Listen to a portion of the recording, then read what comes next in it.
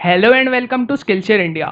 आज की इस वीडियो में हम जानेंगे कि image size and image resolution के बीच में, या फिर आप सिंपली रेजोल्यूशन भी कह सकते हो इस टर्म को, इन दोनों टर्म्स के बीच में डिफरेंस क्या है।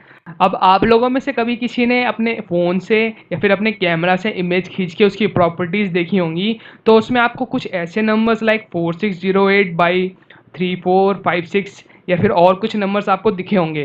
तो ये क्या है? ये इमेज साइज़ है कि ये इमेज रेजोल्यूशन है?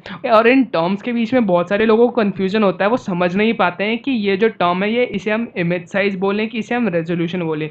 तो आज की इस वीडियो में हम वही अच्छे से डिस्कस करेंगे। So let's get started. तो अब हम इन दो इमेजेस की मदद से इस टर्म्स को समझेंगे। तो सबसे पहले मैं आपको बता देता हूँ कि पिक्सेल्स क्या होते हैं। तो मैं सिंपली अपना जूम टूल एक्टिवेट करता हूँ, मैं आपको जूम करके दिखा देता हूँ। तो मेरे को काफ़ी अच्छी खासी जूम करना पड़ेगा पिक्सेल्स आपको दिखाने के लिए।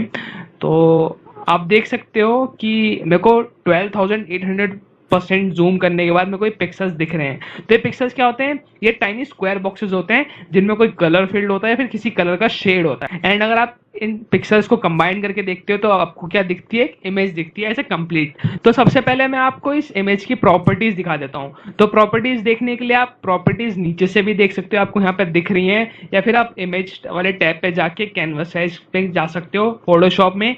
इसके बाद आप देख सकते हो कि यहाँ पे आपको इमेज का साइज दिख रहा होगा जो कि 1.07 MB है। एंड इसके बाद आपको डायमेंशंस दिख रही होंगी जो है 750 पिक्सल्स बाय 500 पिक्सल्स। तो आपको पिक्सल्स तो मैंने बता दिया। अभी जो 750 क्या है? ये 750 इमेज की विड्थ है। क्या है? इमेज की विड्थ। ये जो इमेज की विड्थ है ये 750 पिक्सल्स है। एंड ये 500 क्या है? ये इस इमेज का हाइट है। ठीक है, आपको विड्थ हाइट समझ आ गई। उसके बाद हम देखते हैं कि ये जो आपको विड्थ हाइट है ये पिक्सल्स, अगर हमको इन्हीं विड्थ हाइट को इंचेस में देखना है तो मैं सिंपली इसको इंचेस में चेंज करता हूं। तो आप देख सकते हो कि जो मेरी विड्थ है इस इमेज की वो है 10.417 इंचेस, एंड जो इसकी हाइट है वो है 6.944 इंचेस। एंड इसका जो रेजोल्यूशन है वो 72 है। अब हम बात करते हैं इमेज साइज एंड रेजोल्यूशन की। तो आप जो ये डायमेंशंस देख रहे हो 750 इंटू 500 पिक्सल्स, इसको एक्चुअली पढ़ते हैं 750 बाई 500 पिक्सल्स। ये होती है किसी भी इमेज की साइज, या फिर आप साइज को विड्थ एंड हाइट में भी बता सकते हो। ये 10.417 बाई 6.944 इंचेस है।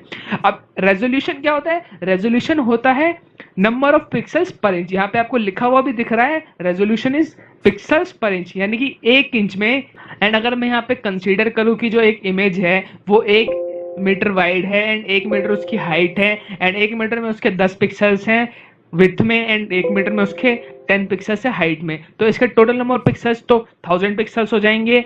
एंड इसकी जो रेजोल्यूशन होगी वो क्या होगी? 10 पिक्सल्स पर इंच, विड्थ और हाइट दोनों की। ठीक है, अब ये रीसैम्पलिंग क्या होता है? फोटोशॉप में अगर आप फोटोशॉप यूज करते हो तो आपको ये रीसैम्पलिंग वाला फीचर दिखेगा। तो ये रीसैम्पलिंग क्या होता है? अगर आप किसी भी इमेज की साइज को चेंज करते हो, जैसे मैं आपको रीसैम्पलिंग ऑन करके मैं किसी भी इस विड्थ को चेंज करके आपको दिखा देता हूं। तो आप देख सकते हो कि मैंने विड्थ को जो यहाँ पे इंक्रीज करा है, तो ये जो डायमेंशन है वो भी चेंज होते जा रहे हैं। ठीक है, अब देखिए यहाँ पे ऊपर मैं यहाँ पे इसको और इंक्रीज करूंगा तो मेरी इमेज की साइज भी इंक्रीज हो रही है, डायमेंशन भी इंक्रीज हो रहा है, और मैं यहाँ पे हाइट इंक्रीज करता हूं तो आपको देखोगे कि अब मेरी जो हाइट है वो भी इंक्रीज हो रही है। ठीक है, अब ऐसा इसलिए हुआ है क्योंकि रिसैम्पलिंग ऑन करके फोटोशॉप अपने हिसाब से जो पिक्सल्स है वो उनको ऐड या फिर सब्ट्रैक्ट करता है। मतलब फोटोशॉप खुद से नए पिक्सल्स क्रिएट करता है। तो खुद से जब नए पिक्सल्स क्रिएट होंगे तो ऑब्वियस सी बात है उसकी जो पिक्सल्स के जो नंबर है वो साइज है जो वो इंक्रीज होगा। तो आपको डायमेंशंस में यहाँ पे आपको चेंज दिख रहा है। और लेकिन जो उसकी जो रेजोल्यूशन है वो चेंज इसलिए नहीं हो रही है क्योंकि आपकी जो डायमेंशन है वो भी चेंज हो रही है एंड जो पिक्सल्स है वो भी इंक्रीज हो रही है, इसलिए उसका जो रेजोल्यूशन है वो सेम हो रहा है। अब अगर हमने रीसैम्पलिंग को ऑफ कर दिया तो जो उसकी टोटल नंबर ऑफ पिक्सल्स है किसी भी इमेज की वो कंजर्व रहेगी, मतलब वो चेंज नहीं होगी। अब अगर हमने विड्थ को चेंज करा तो विड्थ को चेंज करने के लिए हमको पिक्सल्स जो हैं वो थोड़े और ज्यादा चाहिए होंगे, और हमको पिक्सल्स डेंसिटी जो है वो कम करनी पड़ेगी। अब पिक्सल डेंसिटी पहले हम जानते हैं कि क्या होता है। आपने कभी ना कभी डीपीआई या फिर पीपीआई जैसे टर्म्स सुने होंगे। तो इन टर्म्स का मतलब क्या होता है? डीपीआई स्टैंड्स फॉर होता है डॉट्स पर इंच। डॉट्स क्या होता है? डॉट सिंपली पिक्सल्स का अनदर नेम है। ठीक है, एंड पीपीआई क्या होता है? पिक्सल्स पर इंच। तो जो 66 पिक्सल्स पर इंच आपको यहाँ पे मेरे स्क्रीन पर दिख रहे होंगे, तो वो आपको यहाँ पे 1 इंच में 66 पिक्सल दिखेंगे। अभी हमने पहले कितना देखा था? पहले हमने देखा था 72 पिक्सल्स पर इंच। तो जैसे ही हमने विड्थ इंक्रीज कर दी तो हमको और एक्स्ट्रा पिक्सेल्स और हमको एक्स्ट्रा पिक्सेल्स चाहिए होंगे, तो पिक्सेल्स कैसे कवर अप होंगे, हमारे जो पहले ओरिजिनल पिक्सेल्स थे उससे कवर अप होंगे। ठीक है, आई होप आपको ये टर्म्स समझ आ गए होंगे। अब हम डे टू डे लाइफ का एग्जांपल लेके इस कंसेप्ट को थोड़ा और समझते हैं। तो जो प्रोफेशनल पब्लिकेशंस होती हैं, जो बुक्स प्रिंट करती हैं, जो मटेरियल्स डिफरेंट मटेरियल्स प्रिंट करती हैं, वो क्या रेजोल्यूशन यूज करती है, वो 600 ppi रेजोल्यूशन यूज करती है। वैसे तो मैंने आपको बताया कि DPI एंड PPI से ऑलमोस्ट सेम होता है, लेकिन इसमें एक बेसिक डिफरेंस होता है कि जब आप किसी भी इमेज को डिस्प्ले पे देख रहे हो तो उसकी जो पिक्सल डेंसिटी है उसको हम पिक्सल्स पर इंच में डिनोट करते हैं, लेकिन वही किसी आप इमेज को किसी भी आप पेपर पे या फिर किसी आप प्रिंटेड चीज पे देख रहे हो तो उसको हम डॉट्स पर इंच में डिनोट करते हैं। ठीक है, एंड जो आप नॉन प्रोफेशनल प्रिंटर्स यूज करते हो अपने घर में किसी भी प्रिंटिंग पर्पस के लिए, उसमें जो बेस्ट इमेजेस प्रिंट होती है उसका जो रेजोल्यूशन होना चाहिए वो एटलीस्ट 200 to 300 ppi होना चाहिए। अब जितना ज्यादा रेजोल्यूशन होगा उतनी ज्यादा अच्छी इमेज क्वालिटी होगी। अगर आपकी इमेज की साइज बहुत बड़ी है, उसका जो रेजोल्यूशन है, इमेज का रेजोल्यूशन वो बहुत कम है, लाइक 24 ppi है, ये है मतलब इससे भी कम है, तो आपकी जो इमेज की क्वालिटी है वो कुछ ऐसी होगी, बहुत ब्लरी सी आपको इमेज दिखेगी, फेडेड सी दिखेगी। बाय द वे जो अभी मैं इमेजेस की बात कर रहा हूँ वो सारी मैं रेस्टर इमेजेस की बात कर रहा हूँ। एंड अगर आपको पता नहीं है कि raster images and vector images में क्या डिफरेंस होता है तो आप मेरी पिछली वीडियो जाके जरूर देखना, उसमें मैंने अच्छे से एक्सप्लेन करा है कि रेस्टर एंड वेक्टर में क्या डिफरेंस है।